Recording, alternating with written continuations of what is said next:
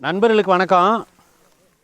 சத்தியமாக தமிழ்நாட்டில் இதை எத்தனையும் ஆயிரக்கணக்கான பேர் பார்ப்பீங்க, எங்களுக்கு நல்லா தெரியும். நிச்சயமாக ஆனாவனா படிக்காதவங்களாம் யாரும் இதை பார்க்க மாட்டீங்க. பேசினாலாவது புரிகிற அளவுக்கு தான் இருக்கீங்க. தமிழ்நாட்டில் தண்ணீரை உருவாக்க முடியும். தண்ணீரை உருவாக்குறதுக்கு ஒவ்வொரு தனி மனிதனுக்கும் சுதந்திரம் இருக்குது.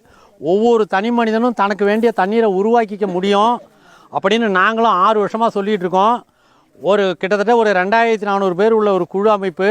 யார் தோட்டத்திலலாம் தண்ணி இல்லைனாலும் தண்ணியை உண்டாக்கி கொடுக்குறோம். உப்பு தண்ணியை நல்ல தண்ணீராக மாற்றி கொடுக்குறோம். சொல்லிக்கிட்டே இருக்கோம். ஆனால் கேட்பார் தான் யாரும் இல்லை. இருந்தாலும் நாங்கள் செஞ்சுக்கிட்டு தான் இருக்கோம். கிட்டத்தட்ட இந்த அரியலூர் மாவட்டம் டால்மியாபுரத்துக்கு பக்கத்தில் ஒரு 2-3000 ஏக்கர் பாருங்கள், கண்ணு கட்டின வரைக்கும் எல்லாம் மானாவாரி சோளம் விதைக்கிற பூமியில் மானாவாரி பூமியை வாங்கி அங்கே நீரை உருவாக்கி என்ன நெல் ஆத்தூர் கிச்சடி சம்பா விளைஞ்சிருக்கு பாருங்கள். நெல் காவிரி டெல்டாவில் உழவு ஓட்டுறது மாதிரி தண்ணீரை உண்டாக்கி உழவு ஓட்டி சேரடித்து நேரடி விதைப்பில் விளைஞ்சிருக்கு. சரியா? ஆனால் கண்ணு கட்டின வரைக்கும் மழை பெஞ்சா சோளம் விதைக்கிறாங்க. அடுத்தது மழை பெஞ்சா திருப்பி களை எடுக்கிறாங்க. அடுத்து மழை பெஞ்சா உரம் போடுறாங்க, பூச்சி மருந்து அடிக்கிறாங்க. வீட்டிலேருந்து தண்ணி கொண்டு வந்து மருந்து அடிச்சுட்டு போயிடுறாங்க. இங்கே தேவைப்பட்டால் இந்த போரில் கொஞ்சோண்டு தண்ணி கொடுங்கன்னு வாங்கிட்டு போகிறாங்க. நம்ம தோட்டத்துலேயும் இது மாதிரி தண்ணீரை உண்டாக்க முடியும் அப்படின்னு இவங்க புரிஞ்சிக்க மாட்டாங்க. ஆனால் யாரோ ஒருத்தன் சொன்னான், செஞ்சு காமிச்சான். என்ன செஞ்சு காமிச்சான்? உரம் போட்டால் விளையும்னு செஞ்சு காமிச்சான். உரம் கண்டுபிடிக்கிறதுக்கு முன்னாடிலாம் தானாக தான் விளைஞ்சது பூமி. உரம் கண்டுபிடிச்சதுக்கப்புறம் நம்ம என்ன நினைக்கிறோம்? உரம் இல்லாட்டினா விளையாதுன்னு நம்புகிறோம். உரமே இல்லாமல் தான் விளைஞ்சிருக்கு, எந்த எருவும் போடலை. சரியா?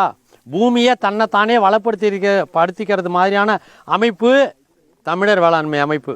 நீரை உருவாக்குறது தொடங்கி உரத்தையும் உருவாக்கிக்கிறது.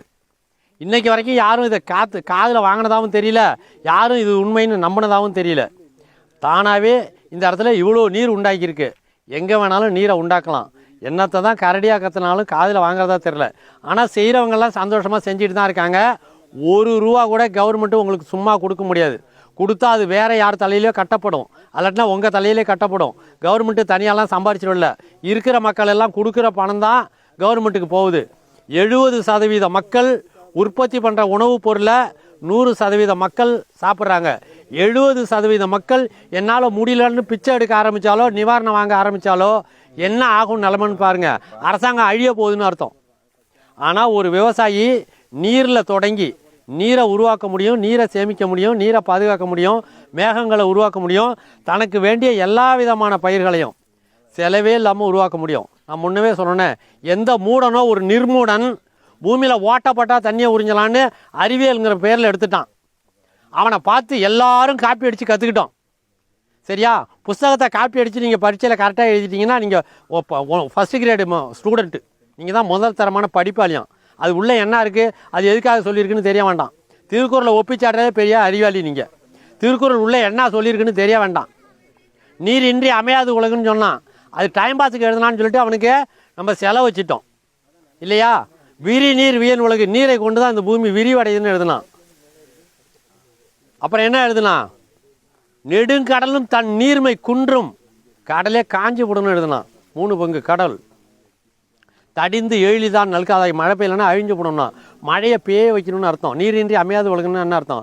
இன்ஜின் இல்லாமல் கார் ஓடாதுன்னு என்ன அர்த்தம்? முட்டால் உள்ள இன்ஜின் இருக்குண்டா அது எங்கன்னா தான் கார் ஓடுன்னு அர்த்தம். அது மாதிரி அர்த்தம் அது. சரியா? 1.25 அடியில் அவன் எவ்வளோ தான் சொல்லுவான். அவன் சொன்னதை நம்ம புரிஞ்சுக்கணுமா இல்லையா? நம்ம எல்லாம் பகுத்தறிவு குஞ்சுகள் ஆகிட்டோமா? அதனால் எதை பற்றியும் புரியறதே இல்லை. இதுதான் பகுத்தறிவுன்னு செலவு வைக்கிறோமா? திருவள்ளுவர் தெய்வ புலவர்னமா? வாத்தியார் சொல்கிறத அப்படியே காதில் வாங்கிட்டு வாத்தியாரை கும்பிட்டுட்டு போயிட வேண்டியதான். வாத்தியார் சொல்கிறத கேட்டு நடந்துக்கிறதே கிடையாது. சரியா?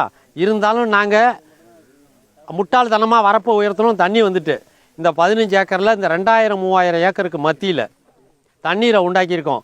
ஆனால் ஒருத்தன் ஓட்டையை போட்டு உறிஞ்சின தண்ணியை பார்த்துட்டு உலகம் பூரா இருக்கிற குண்டாங்கோவில் தாட்டி தம்பட்ட தாலியிலேருந்து எல்லாத்தையும் அடை வச்சுட்டாவது பிடிங்கி போர் வச்சு தண்ணியை தேடிக்கிட்டு இருக்காம, இந்த மாதிரி வரப்போ உயர்த்தினா தண்ணி வரும்னு சொல்கிறாம, நீ எங்கே தண்ணியை உண்டாக்கி காட்டின வெண்ணெய் இங்கே வா அப்படின்னு கேட்கலாம்.